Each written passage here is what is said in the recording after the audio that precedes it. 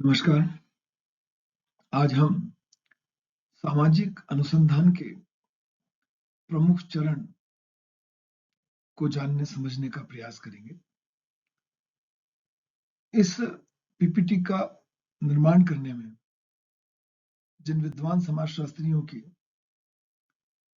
पुस्तकों का सहारा लिया गया है, उनसे सहायता प्राप्त की गई है, मैं उनके प्रति अपना आभार व्यक्त करता हूं। सामाजिक अनुसंधान सामाजिक घटनाओं से संबंधित है। जब हम सामाजिक घटनाओं को, उनके कारणों को जानते हैं, वह सामाजिक अनुसंधान है। सामाजिक जीवन की जटिलताओं से संबंधित है और जहां भी समाज से संबंधित सामाजिक घटनाओं का अध्ययन है, वहां सामाजिक अनुसंधान है। सामाजिक अनुसंधान विषय को समृद्ध करने के लिए, समाज को जानने के लिए आवश्यक है। जब एक शोधार्थी सामाजिक अनुसंधान का विचार करता है, निर्णय करता है, तो प्रारंभ से लेकर अंत तक, विचार से निष्कर्ष तक पहुंचने तक उसे अनेक चरणों से गुजरना पड़ता है। और यह इसलिए आवश्यक है कि आपके द्वारा प्राप्त किए गए निष्कर्ष वैज्ञानिक हों और समाज के लिए उपयोगी हों। सामाजिक अनुसंधान का पहला चरण है समस्या या विषय का चुनाव। एक अनुसंधानकर्ता में विषय को समझने की योग्यता होना चाहिए और उसे यह भी जानना चाहिए कि क्या अध्ययन की उपलब्ध प्रवृत्तियों के आधार पर उन सामाजिक घटनाओं का, जिनके बारे में वह विचार कर रहा है, अध्ययन संभव है और क्या यथार्थ निष्कर्ष प्रस्तुत किए जा सकते हैं। जब इन सब सावधानियों के साथ विषय का चयन कर लिया जाए, तब अगला चरण आता है उस विषय से संबंधित साहित्य का अध्ययन करना। शोध की दिशा का ज्ञान प्राप्त होता है। यह पता चलता है कि उस विषय में अभी तक कितना शोध हो चुका है, क्या ज्ञात है, क्या अज्ञात है, और जो ज्ञात है क्या उसकी सत्यता की पुनः परीक्षा करना आवश्यक है। इस प्रक्रिया में उन साधनों का ज्ञान भी मिलता है जिनके माध्यम से, जिनकी सहायता से शोध कार्य को पूर्णता की ओर ले जाया जा सकेगा। और इस संबंधित साहित्य के अध्ययन से यह विश्वास हो जाता है कि विषय के संबंध में जो निर्णय किया गया है वह उपयुक्त है, पुनरावृत्ति की कोई संभावना नहीं है। जिस विषय में शोधार्थी जानना चाहता है, शोध करना चाहता है, उस विषय में पूर्व से शोध नहीं हुआ है, और यदि शोध हुआ है तो उसके निष्कर्षों की पुनः परीक्षा आवश्यक है। अगला चरण है उपकल्पना का निर्माण। उपकल्पना एक ऐसा संभावित निष्कर्ष है जिसकी प्रमाणिकता अनुसंधान प्रक्रिया से जो तथ्य प्राप्त होते हैं, उन तथ्यों के आधार पर सिद्ध की जाती है। इसलिए उपकल्पना का निर्माण करना अपने अध्ययन की दिशा को तय करने के लिए आवश्यक होता है। अध्ययन क्षेत्र का निर्धारण। सामाजिक घटना के अध्ययन के लिए अध्ययन क्षेत्र का निर्धारण बहुत आवश्यक है। अध्ययन क्षेत्र ना तो बहुत बड़ा होना चाहिए और ना ही बहुत छोटा। अध्ययन क्षेत्र इतना बड़ा होना चाहिए जिससे उस विषय से संबंधित अध्ययन के लिए आवश्यक सामग्री प्राप्त की जा सके और उस सामग्री के माध्यम से निष्कर्ष प्राप्त किया जाना संभव हो। अध्ययन की इकाइयों का निर्धारण। अध्ययन क्षेत्र में जो समूह होता है, जो समग्र होता है, वह समग्र बड़ा है। तो क्या आप संपूर्ण समग्र का अध्ययन करना चाहते हैं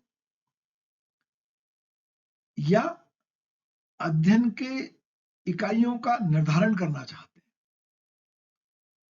और इकाइयां जब निर्धारित हो जाती हैं तो फिर उन इकाइयों का चयन निर्देशन की प्रक्रिया के माध्यम से वैज्ञानिक पद्धति से किया जाना चाहिए। सूचनादाताओं का चुनाव। जैसे हमने पहला देखा कि हम अध्ययन संपूर्ण समग्र का कर सकते हैं, जिसे संगणना पद्धति कहते हैं, या कुछ इकाइयों का चयन कर सकते हैं, जिसे निर्देशन पद्धति कहते हैं।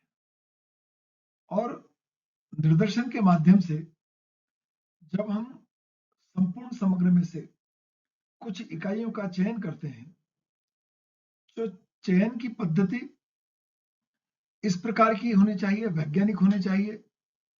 सभी इकाइयां जो समग्र की हैं उनको चयन के समान अवसर प्राप्त होने चाहिए।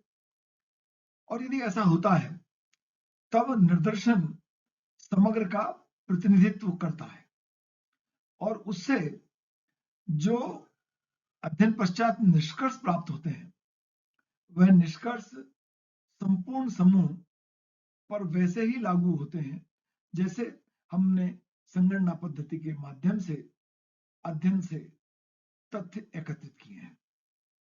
सूचना के स्रोत, प्रविधियों या उपकरणों का निर्धारण।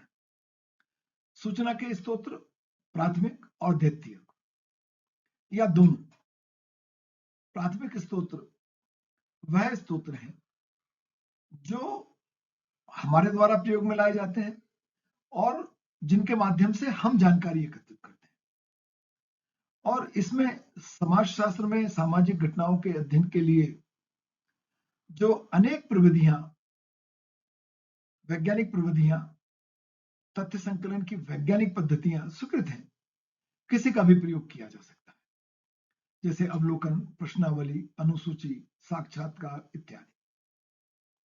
और द्वितीयक सामग्री वह सामग्री है जो पूर्व से उपलब्ध है और यह सरकारी प्रकाशन ग्रंथ, शोध ग्रंथ, सर्वेक्षण प्रतिवेदन, यात्रा विवरण या संस्मरण के रूप में हमारे समक्ष उपलब्ध होती है और इसके माध्यम से हम सामाजिक घटनाओं को समझने का प्रयास करते हैं। उपकरणों का पूर्व परीक्षण। यदि हमने सामग्री को एकत्रित करने के लिए शोधार्थी तक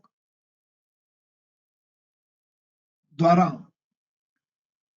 यह चयन किया गया कि वह प्रश्नावली के माध्यम से तथ्यों को एकत्रित करेगा, तो उस प्रश्नावली का या जिस भी उपकरण का आपने तय किया है उस उपकरण का छोटे पैमाने पर एक परीक्षण किया जाना चाहिए और इस माध्यम से यह जांचा जाना चाहिए कि जो प्रश्न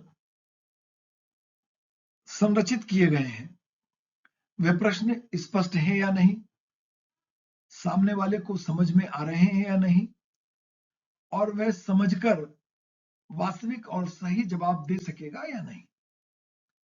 और यदि पूर्व परीक्षण में हमारे उपकरण ठीक प्रतीत हो, उनमें कोई संशोधन की आवश्यकता ना हो, तो शोध की प्रक्रिया के आगामी चरण पर जाना चाहिए।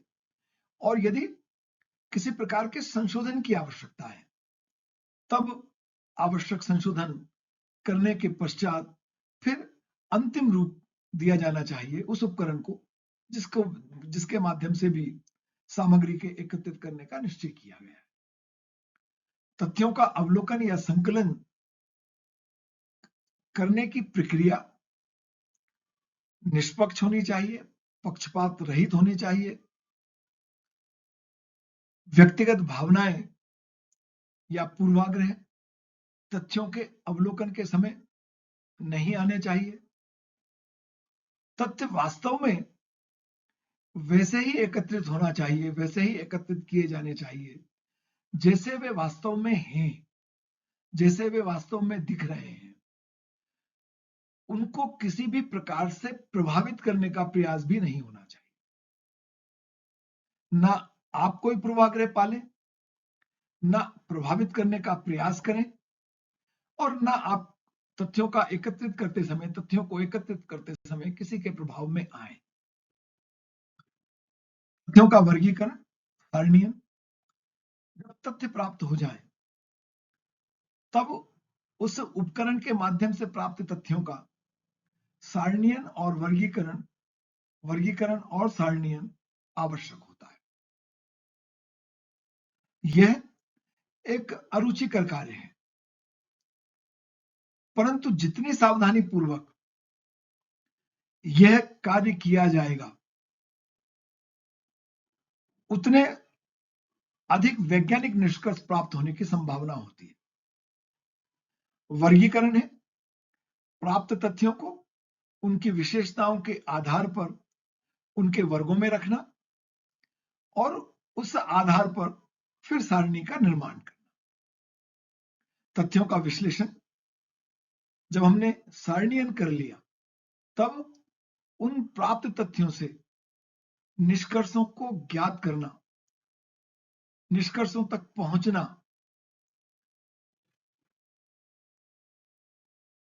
फिर सामान्यीकरण, निष्कर्ष या प्रतिवेदन प्रस्तुत करना।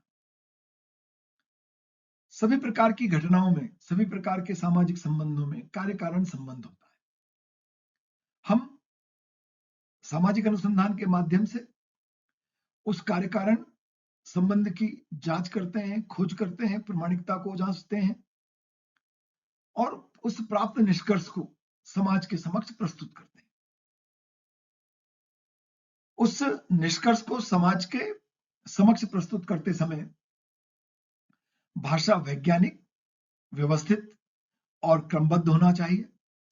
भाषा ऐसी होनी चाहिए जो निष्कर्ष समझने में उन व्यक्तियों को सहायता करे जिन व्यक्तियों तक निष्कर्ष भेजे जा रहे हैं।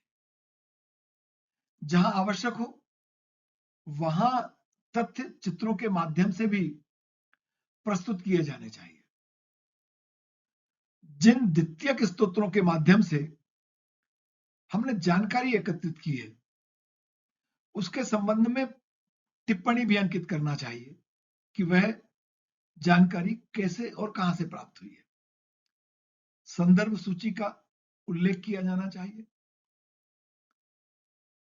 परिशिष्ट के अंतर्गत प्रश्नावली और अन्य प्रकार की महत्वपूर्ण जो जानकारी एकत्रित करने की पद्धतियां हैं उनके संबंध में जानकारी दी जानी चाहिए।